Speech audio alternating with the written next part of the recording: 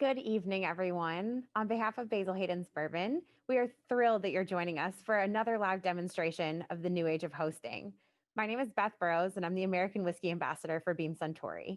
Tonight, we welcome Matt Lewis of Baked NYC to share a special Basil Hayden infused bundt cake recipe. It is perfect for any of your upcoming socially distant gatherings. And as we head into the holidays, Basil Hayden wants to give our friends suggestions on how to host meaningful gatherings in an elevated and safe way. During this experience, you will be able to scan the QR code on the screen to access the mobile site. So there, you can swipe through and learn more about the series. Feel free to go ahead and take your phones out, give it a little snap. That way you can go and see that mobile site, and you'll be able to access this throughout the entire session that we're going through today, and you'll also be able to access it afterwards. We would also love to hear your questions during this segment. There's a small comment box on the bottom of your screen where you can go and submit those questions. So without further ado, I think it's time to welcome Matt Lewis.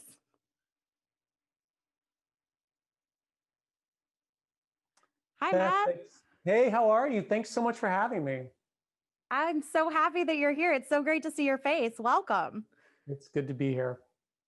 So we're super excited to have you tonight, and you've got something super amazing for us. But before we jump into all of that, why don't you tell folks a little bit about who you are and your amazing bakery in New York City? Absolutely. So my name is Matt Lewis. I co-founded a bakery in Brooklyn in 2005, which seems like an awful long time ago because it is. And the bakery is called Baked.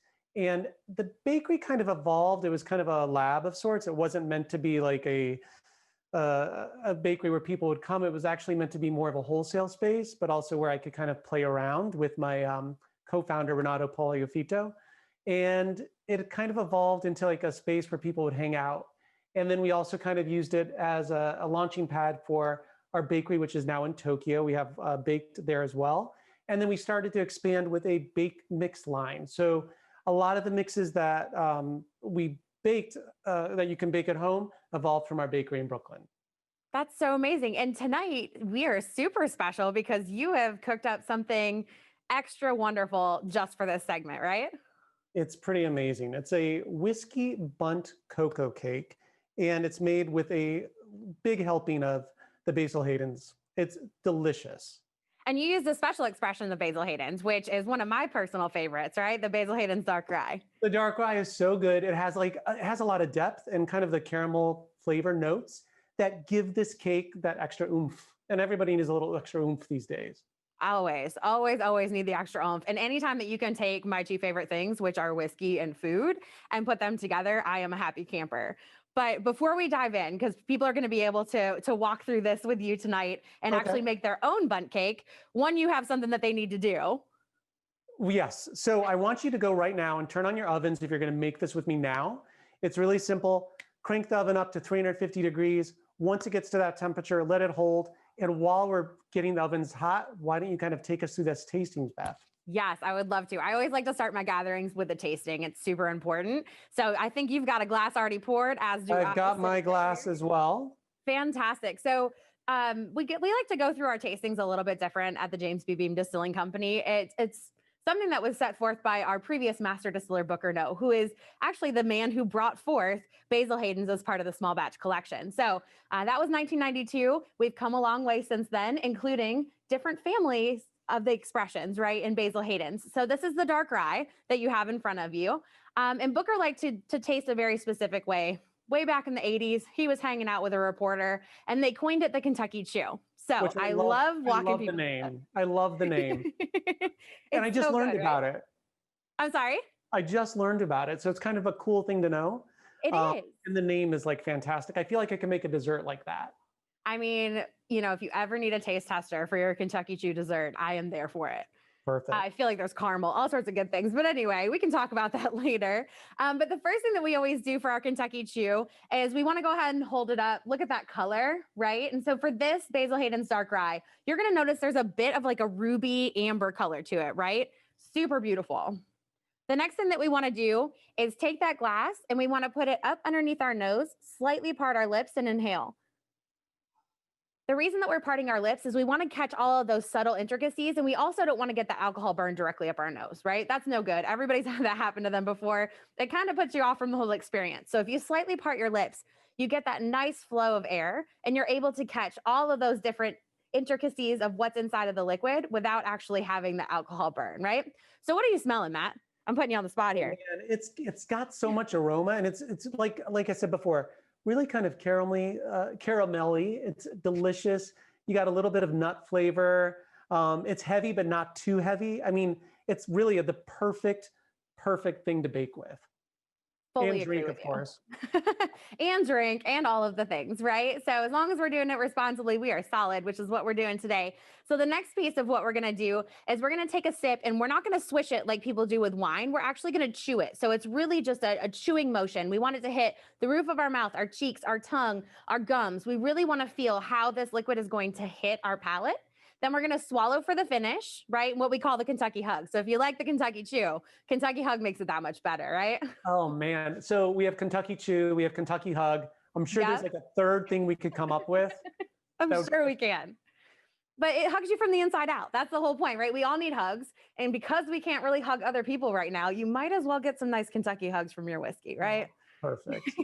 So once we get that Kentucky hug, we're going to then smack our lips and exhale, right? And the reason we want to smack our lips, again, aerating everything inside of our palate so that we don't get the quote unquote burn that people talk about on their palate. And then we also want to exhale, right? So we're smacking our lips, getting all that aeration, and then exhaling so we don't trap any of that excess heat. Now, I told you, lots of words, promise it's not hard, Oh yeah, that's pretty heavenly.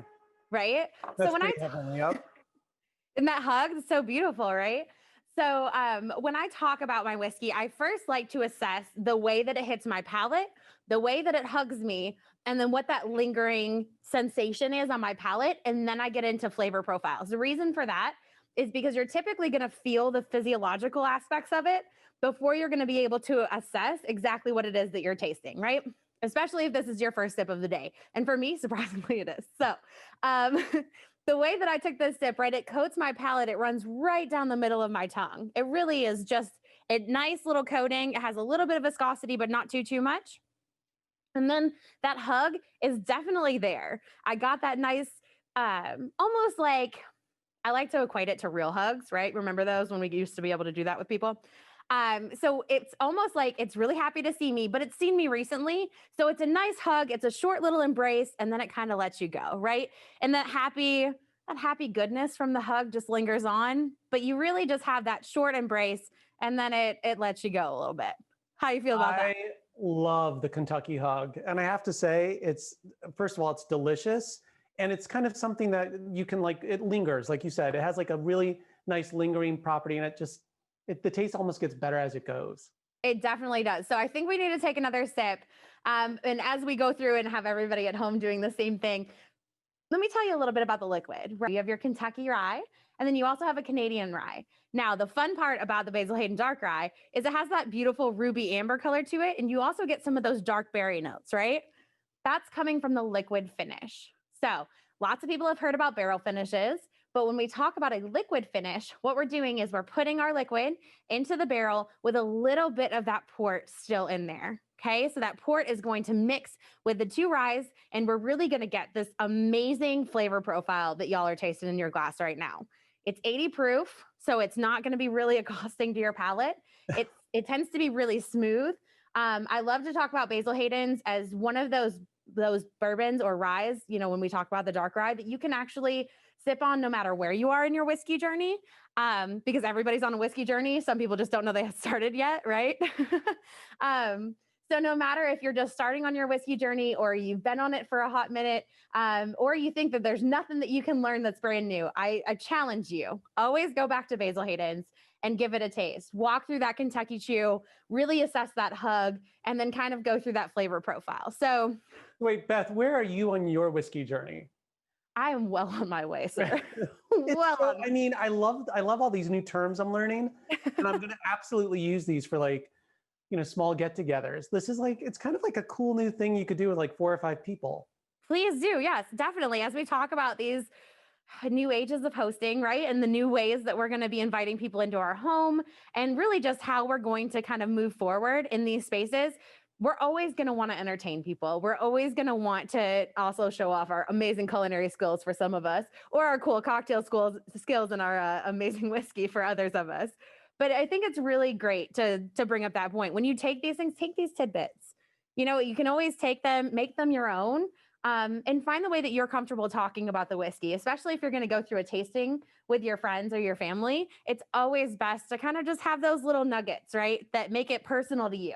Not many people talk about hugs like they're real hugs. I love hugs. So Well, it's only appropriate for me to do that. what I like about it is you've kind of turned it into kind of like conversation as opposed to this kind of professorial language, or erudite. Like you've made it so easy for everybody to understand, and you've also made it so fun, as opposed to kind of like you're going to school. Well, thank you. I try. I definitely do. One of the things that I realized when I got into this whiskey journey is that I always wanted to drop the pretension. This is not something that I like to have a lot of pretentiousness around. I think that when we talk about whiskey to people, sometimes they're worried because they don't know the lingo, or they don't know how to assess their palate. I feel like it's probably the same with culinary as well, right? When you start to get deep into the culinary scene. Yeah, I mean, there's so many different ways you can go with baking. I mean, it is a science, but I don't like to talk about the scientific nature of it too much because I think it scares people away. And at the end of the day, if you're making an attempt to bake something from home, from scratch, for your, small group of friends, it should be fun. It shouldn't feel like you're going to school or going to work. It should always be fun. Everything that we do is fun, right? We're in the business of food and drink, and I feel like that's always. We're very lucky, and I always tell people I'm not in the vegetable business. I'm in the dessert business, which is a lot more fun than, and I love vegetables to some degree, but not really. A lot more fun than the vegetable business. So we will not be seeing any carrot cakes from you. Heard. Okay. Not anytime soon. Fantastic. Well, let's go through that Kentucky Chew one more time just to give folks that walkthrough, and we'll talk a little bit about the notes that we're tasting. I don't have to do this every sip, right? I don't think that it's important necessarily. If you have a liquid that you've tasted a multitude of times, you don't have to go through the Kentucky Chew every time. But definitely when you're tasting something for the first time, or if you're really trying to sit and assess what it is that's inside of that glass, I think it's really important to walk through. So we talked a little bit about the physiology of it, right? How it hit the palate, how it hugged you, all that fun stuff. But as far as flavor profile goes, when we talk about the aromatics, right, we get a little bit of that oak, the dark berry, the molasses, right, on that nose. Do you get any of that carries through on your palate? You could absolutely get the molasses bit. And I think that's why it plays so well with desserts, and especially a dessert that has chocolate in it. Anything like really chocolatey pairs really well with like a molasses flavor.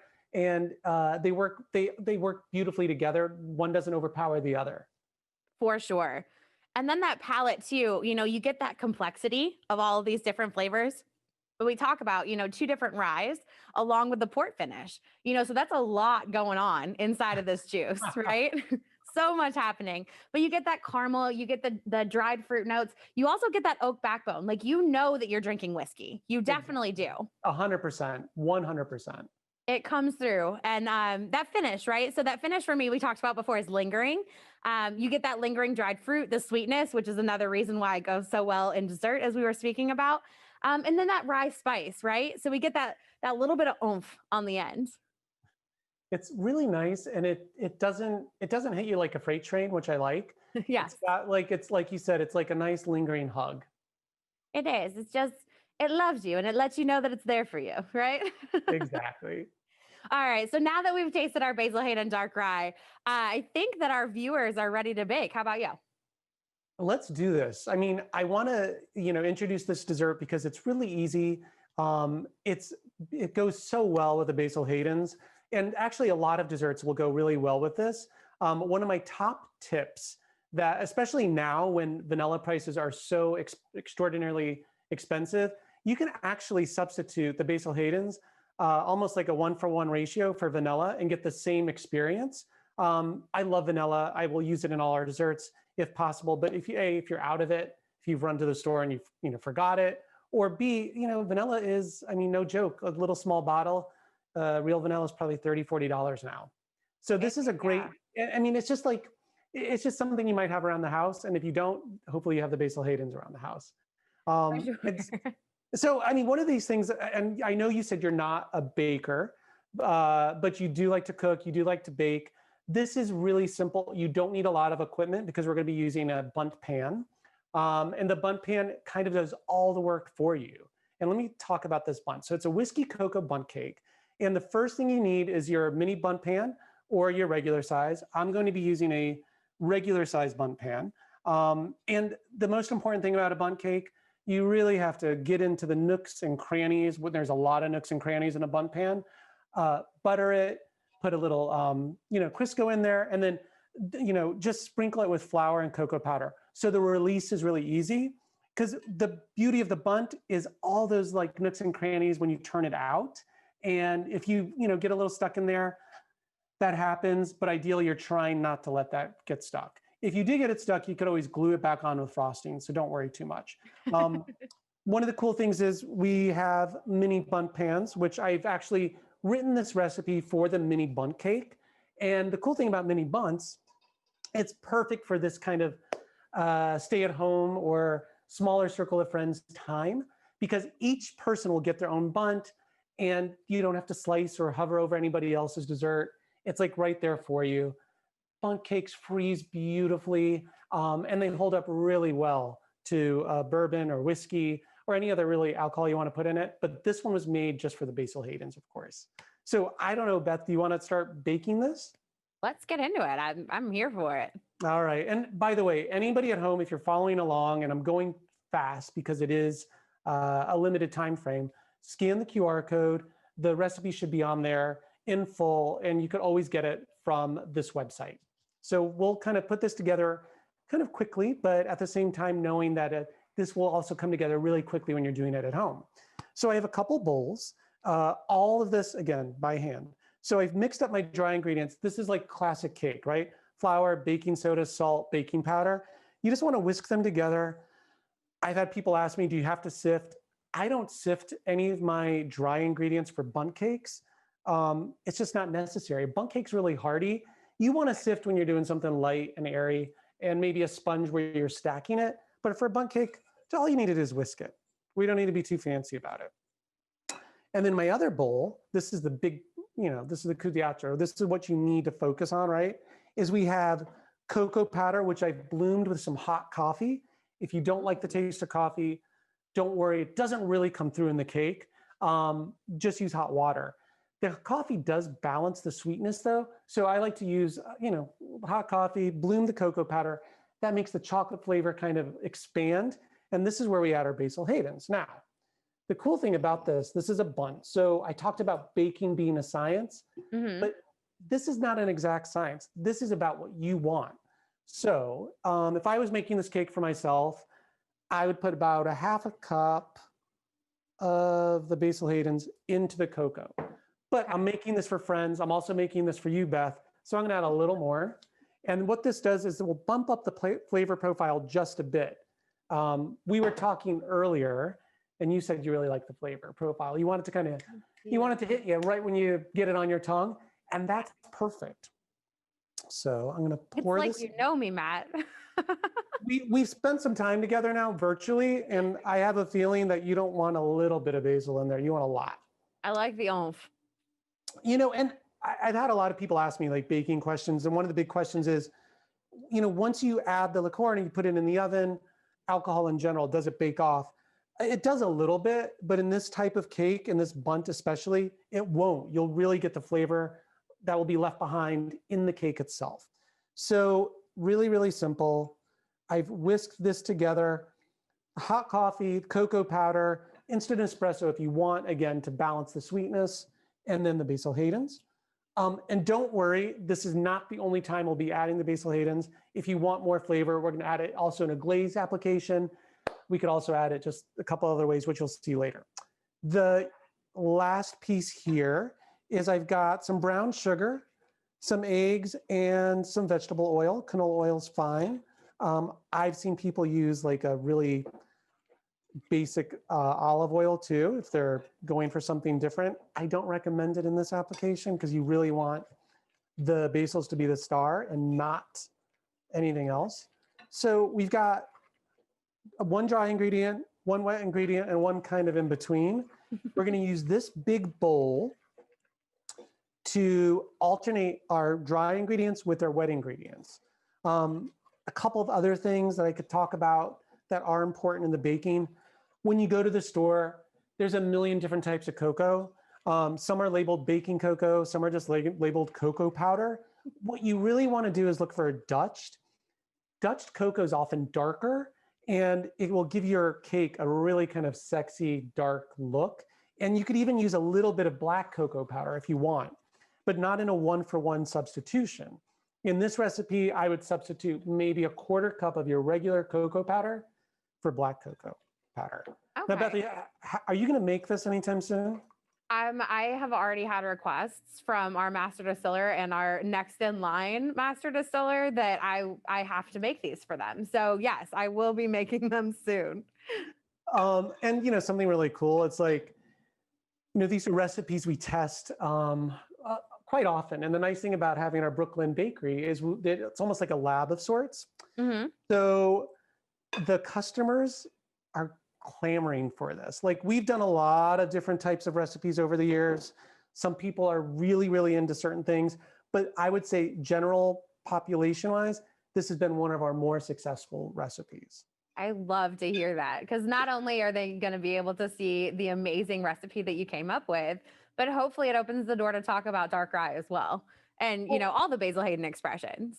Absolutely. And again, the kind of the cool thing with a Bundt recipe, because Bundt cakes, like I mentioned before, super hearty. Mm-hmm. You can dial for, you know, friends that want like a real big pop of that flavor, add a little more. For friends that don't add as much. And then you could also play around at the finished part with, you know, when the cake comes out of the oven and it's cooled, which we'll show you a little later. So I'm really excited about those too, because there's some really fun ways that you can finish out this Bundt and make it super unique to your gathering and to, you know, your tastes and your friends' tastes. So I'm going to kind of zoom through this. At this point, I want you to whisk really slowly. We're not trying to beat any air into the batter. Again, I don't want to get too technical, but we're not going to get like, you know, we're not going to put this on a machine. We're not going to beat it to death. We just want it to all come together. So you want the chocolate to absorb all of the flour. And then one of my favorite things, to lighten this cake just a hair, I'm going to fold in some whipped cream, which I've already folded up, which I've already whipped. And you're just going to do this gently. The reason I'm folding at this stage, I don't want to add any more air into this cake. Okay. That will make it a little too fussy, too light. And that's not what you want out of a Bundt. So I'm just going to kind of fold this gently. So if you're like me, just a quick question, right? So you're like me and maybe like you don't have either the time or the patience to do all of that yourself. Can you substitute like a whipped cream that you buy from the store in here? Or is this something that you have to do? 100%. I mean, okay. I love the taste, sadly enough, of kind of the bottled whipped cream. We don't talk about it much, but it's like in a pinch, it's kind of heaven. I actually don't mind making this myself. It's really easy. Obviously, you just, you know, put it, all of your bowls, chill them in a refrigerator, Okay. whisk, and then just whip it for about 2 minutes. But it will build some forearms for sure. I was gonna say, can I substitute that in for like my arm workout of the day? Because 100%. Perfect. Then we're good. So this is it. I mean, this is all you have to do to create this cake. It didn't take a lot of time. We're going to pour this into our Bundt pan and we're going to bake it. If you're baking the mini Bundts, you want to keep an eye on them because it's about 15 to 7 minutes. If you're using the Bundt pan like I am, the big Bundt pan, it's about almost a full hour. Keep checking. You want to keep checking your Bundt, you know, every 5 minutes near the end, just to make sure it's cooked all the way through. And once a toothpick comes out clean, you know you're done. But again, this is it. It's like super simple. It's a recipe you'll use at least throughout the holidays and even beyond the holidays. Yeah, it seems like something, especially, you know, I like to do homemade gifts for people. So the mini Bundt is an amazing way to have like a nice little gift that you can wrap, and it's just for one person, whether you're doing your gatherings at home or if you're going to go ahead and be like a traveling Santa. You can always just, wrap those up nice. And, next week we'll talk a little bit about what's happening next week, but you can always use what Lauren is going to teach y'all in the following segment about how to just dress that up a little bit. So I love the idea of having those, and you can freeze them so you don't have to do it right away, which is Right. So, a couple of the cool things, right? So the small bunts are, first of all, they're adorable and they come in different shapes. So it's the shape that we've shown you on the screen is, one way of making the bunts. There's also like, really kind of architectural shapes. I've seen castles. I've seen like Christmas trees and even for like Halloween, which I think you said is one of your favorite holidays, they do little skulls. I mean, there's all kinds of things you could do with the minis. The minis are great, especially for this time. Like I said, you can freeze them and give them out whenever you need them. They freeze beautifully. You can give them as gifts, which I love that idea. Maybe that's what I'll do this year, is give them there you go. But also, if you have the big bunt, just slice it, put it in a box, and give it to your friend. It's a really cool idea. And if you do freeze them, how long do they stay good for? Is there like a specific technique that you suggest to make sure that they stay preserved? Good question. So the easiest way to do this, if you're cutting the big bunt and you want to freeze them, or the small, wrap it in plastic wrap once or twice, and then in tin foil to protect it from freezer burn. And honestly, it comes out of the freezer within 30 minutes. It'll be ready to eat. I like this bunt particularly well cold. The flavor is really there. Something which I didn't mention earlier, which is really cool, the Basil Hayden's flavor becomes more pronounced on the second day. So you can make this the day before, you can make this the day of, but the second day is when you really get that flavor profile. Love that. That's awesome. So should I bring out our finished bunt, assuming everybody's had time to bake it?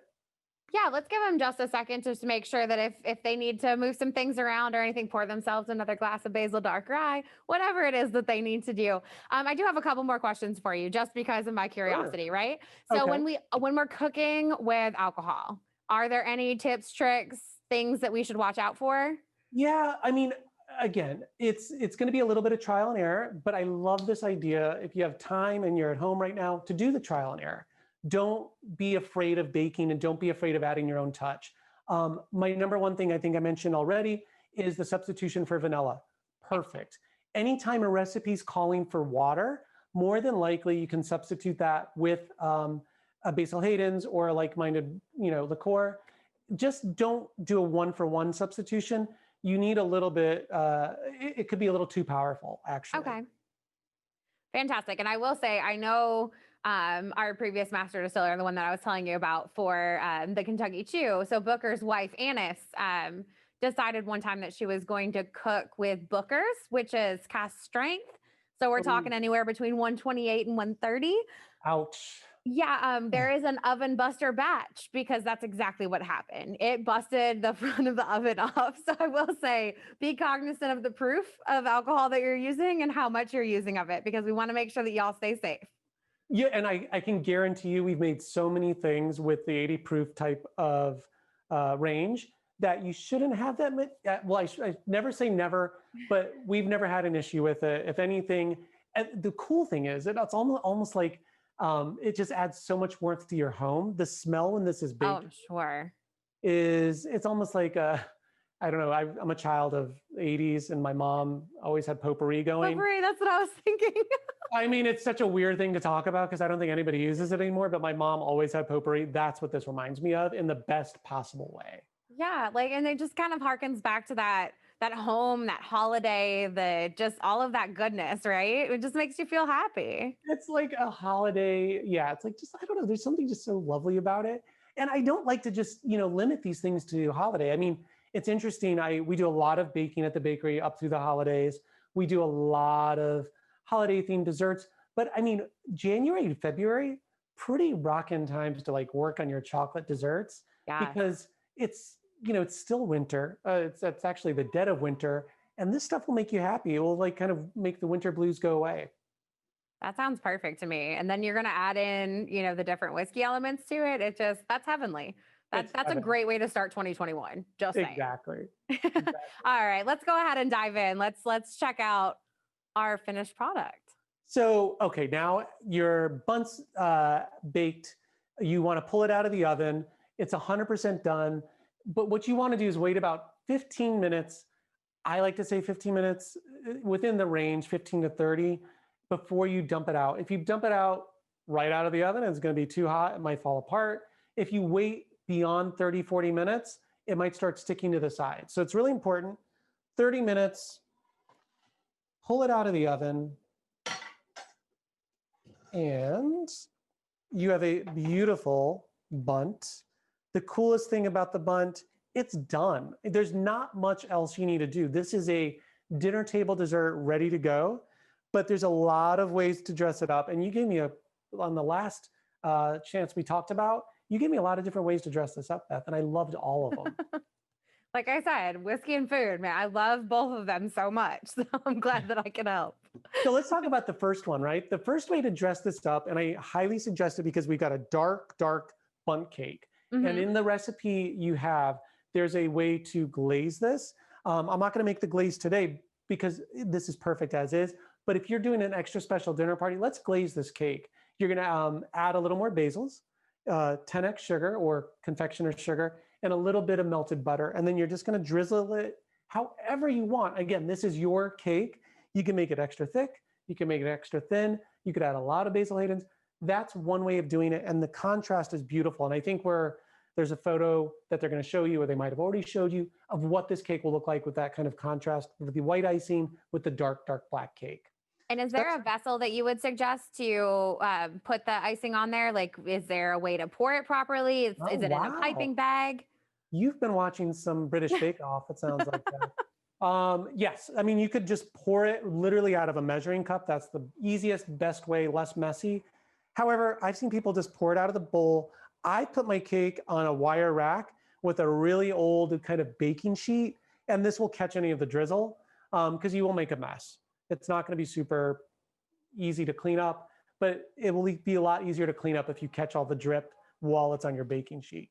One of the other things is you could absolutely put in a pastry bag if you want, and I want to see you do this. I want photos of this because this sounds very technical for you.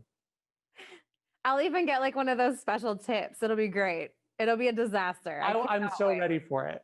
But one of the cool things also you could do is when it's still warm, so you pulled it out of the oven, you've got 15, 20 minutes, and you want to go ahead and poke the cake a bunch with a toothpick or a bamboo stick, skewer, and then brush, like with a pastry brush, some of the Basil Haydens right over the top of it. And it will be, let it sit 30 minutes. It will make your cake really moist. It will give it that extra flavor. It's really cool. And then if you've brushed enough of it, put some toasted crushed pecans on the top. Yes. That looks cool. That's so great. And we were talking earlier too. I love the idea of the Bundt cake pan specifically, just because it's so designed already. And I love, especially when I'm hosting, for it to look like I tried really hard without having to try really hard. You don't need to try really hard. I mean, this is the beauty of the Bundt, which is maybe a phrase I should coin, but I love it. It is beauty of the Basil Bundt. I feel like this is like the alliteration we asked for. And yeah, you don't really need to layer cakes, which I love a layered cake, but there's a lot more effort in that. And you still get the same kind of wow effect if you put this in the middle of your dining table, or if the minis you're giving out to friends, social distancing, it will still look fantastic. Definitely. And there's a couple other things you can do, right? Like the powdered sugar on top, or powdered sugar is classic. It's a great way to finish it if you don't want to add any more of the basil's flavor to it, but it's really beautiful. And also it adds a little contrast. Do that right before you serve it though. You don't need to put it on way ahead of time. Does it sink in, just for my own edification? It does not sink in specifically, but it will dull. So you want that wow moment, do it like 15 seconds before you serve it. Awesome. And then vessel wise, can you just put it in those little shaker things? Like how would you, because powdered sugar can get really messy, right? Like that's a really good question. We use like a sieve, wire mesh, and just kind of bang it on there. I've also seen, if you're cooking with kids, you probably have the kids just take it and throw it on there too. Not the end of the world, won't look as pretty, but I mean, you're still having fun. Yeah, it's unique to you. I'm recently become obsessed with the little boy baker. I don't know if you've seen him. He tries to eat everything out of the bowl. Yes, I That's have seen that's me. Um, but no, that's perfection, and I love it. It looks so beautiful. It tastes so amazing. Basil Thanks. Hayden's dark rye is definitely implemented all the way through, where you can taste it in the cake itself, and then any of the accoutrement that you decide to put on top.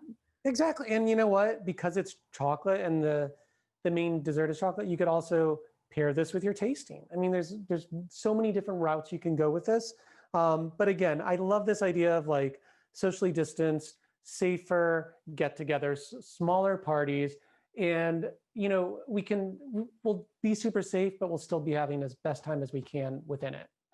Most definitely. And I mean, there's so many things that you can do during these safe times, right? Where we can take just that extra step as we're prepping for these gatherings to make sure that there's less touches on things or there's less sharing, right? You can do things. I know that you all have tuned in prior to our segment and seen some of my amazing counterparts and other great folks talking about how to do cheese plates, right? And ways that you can keep those socially distanced. And just all of those different cocktails, right? As you do that, you can always put them in batches.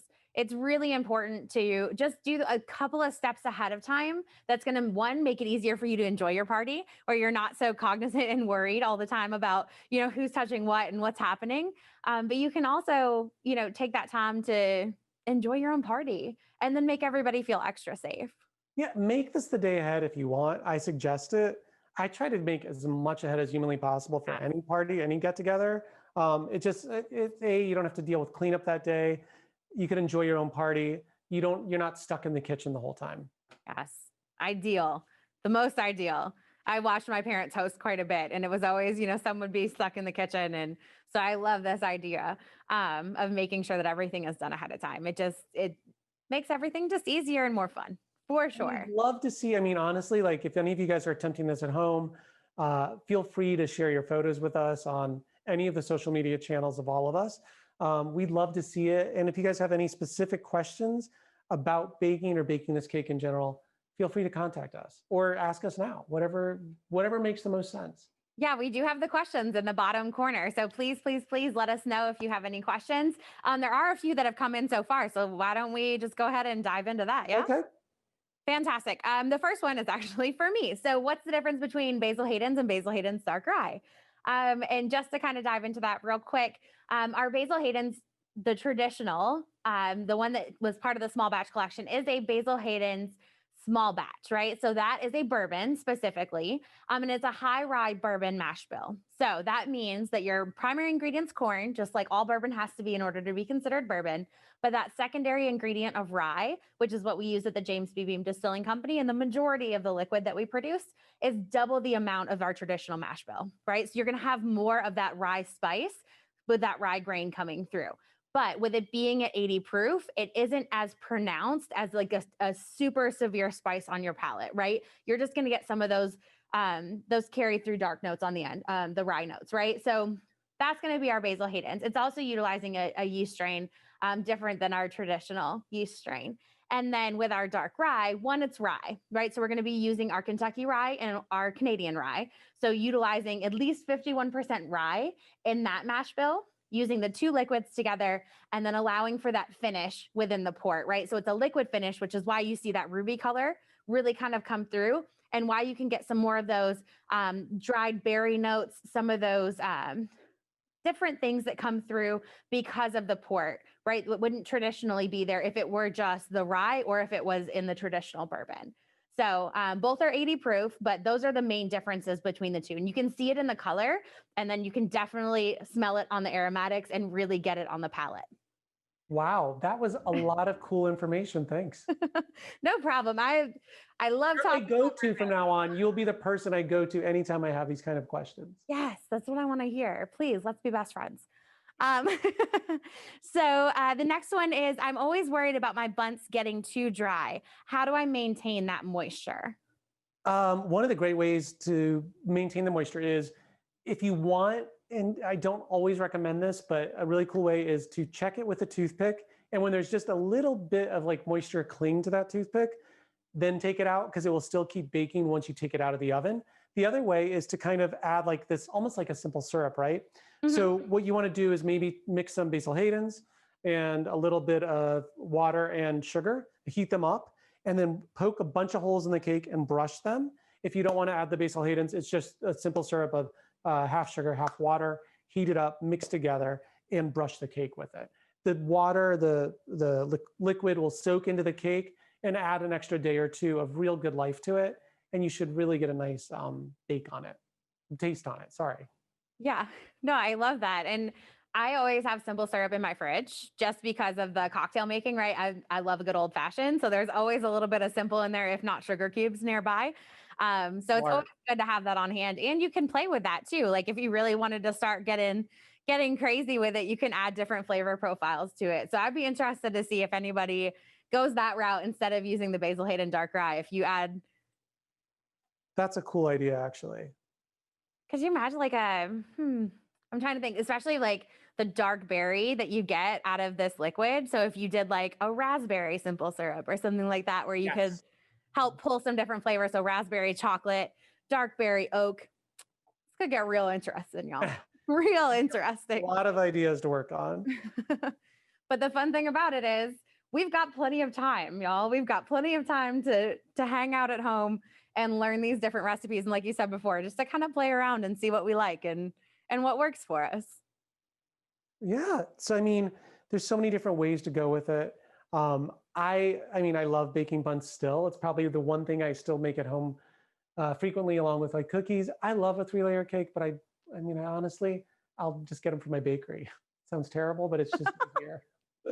And I The like a perk of no owning a fuss. bakery, isn't it? It's Like like I like a no fuss dessert too, where I love my mixer.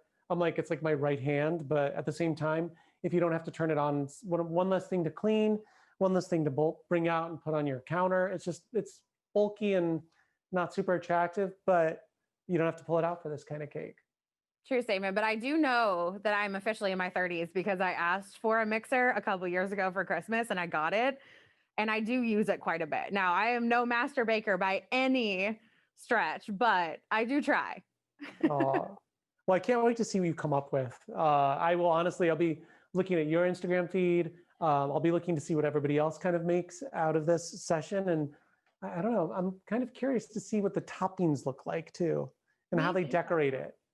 Yeah, that'll be super cool. So, y'all, if you're making it at home, please, please, please tag at Basil Hayden's on Instagram or on Facebook or any of the different channels that you're utilizing because we would love to be able to check and see it. And you could also hashtag New Age of Hosting if you want to. That way, it could be easier to find, right? So, just some little tidbits there.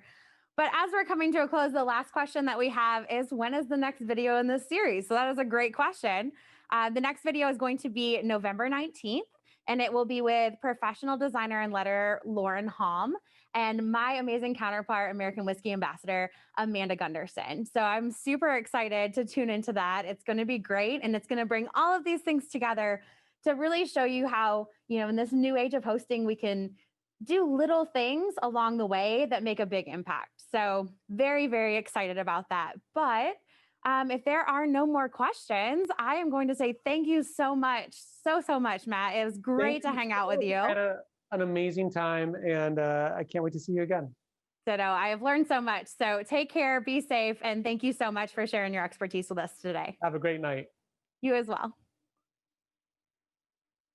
All right, y'all. Well, that QR code is still available for you to go ahead and scan so that you can see any of the series up to date, where you're going to be able to find any of the information that was on tonight. So the recipe, different things about Basil Hayden Dark Rye, all the goodies. So please, please, please scan that QR code and come back and visit us, right? So it's up on screen right now. Feel free to do it, save it, keep it in your bookmarks. That way you can come back and reference it at any point in time, because I have a feeling this cake is going to be a hit and you're going to be coming back to make it a multitude of times.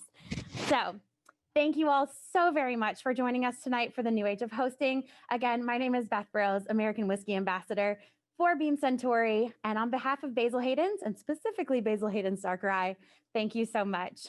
Take care. Be safe.